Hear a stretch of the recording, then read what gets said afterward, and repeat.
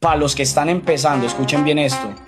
Yo también empecé sin nadie, gonorrea, sin seguidores, sin plata, sin contactos, sin ni un hijo de puta que me dijera vos podés. Me tocó solo, como a muchos les toca. Pero sabes que eso es lo que te forja, eso es lo que te vuelve un guerrero, no uno más del montón. Porque cuando no tenés a nadie te toca creértela vos solo, te toca levantarte cada mañana y decirte yo voy a romperla así me esté llevando el putas. Yo también grabé mis primeros videos con un celular quebrado. Yo también hablaba solo en stream para 2 personas y una era mi mamá. Y claro que me dio pena, claro que me dio rabia, pero me la tragué toda y seguí. Así que si hoy estás empezando y sentís que nadie te apoya, te tengo una noticia. Vos no necesitas aplausos para empezar a hacer ruido, parce. Créetela, trabajala, no pares. Porque el respeto llega cuando demostrás que sos de verdad.